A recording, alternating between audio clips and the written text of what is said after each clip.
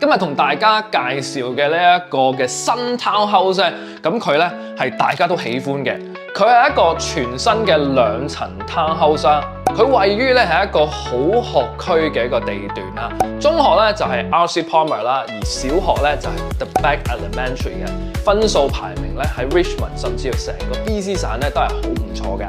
首先咧入到嚟之後咧有一個玄關位嘅，咁呢個玄關位咧就非常之大啦，同埋咧好闊落啦，咁嘅樓底亦都係非常之高嘅，有成9尺咁高。我哋呢個客飯廳嘅位置啦，佢咧就係客廳同飯廳就會係開放式嘅，喺晒同一層嘅。咁咧呢一種嘅設計咧就適合翻咧一啲客人們咧，佢哋係喜歡喺 townhouse 度住，但係有一種好似住獨立屋嘅感覺嘅。咁呢一種咧係有嘅，尤其是我哋好多觀眾們咧，佢哋特別偏愛咧、喜歡咧，就係咧2層嘅 townhouse 咧。第二個嘅大賣點係乜嘢咧？就係佢嘅主人房嘅 size 係同我哋啲獨立屋一樣大噶。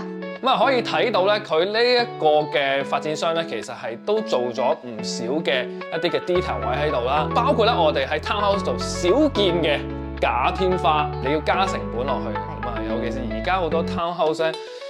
都越嚟越咧簡約㗎啦，走簡約風㗎啦。咁但係佢做到呢個，我係見到佢係有誠意嘅。咁上一次提到咧，唔係間 townhouse 都有 walk-in closet 嘅喎，今次咧呢間一樣係有嘅。仲要咧係比一般嘅 townhouse 更加大嘅。我認為咧係呢一個 size 咧，基本上係獨立屋嘅 size。咁啊客房咧，咁佢哋都係咧9尺樓底啦。咁同時間呢一度佢而家放咗一張 single bed 喺度啦。但係咧，其實我哋覺得佢應該係可以放到一張 queen 嘅。咁今次呢個 townhouse 咧，咁佢哋嘅價錢開價咧就係134萬8起嘅。咁當然有唔同嘅戶型，有唔同嘅價錢啦。咁歡迎大家咧有興趣咧可以私信我，可以俾更加多嘅資料你啦。同時間咧亦都可以帶你嚟呢度去睇樓嘅。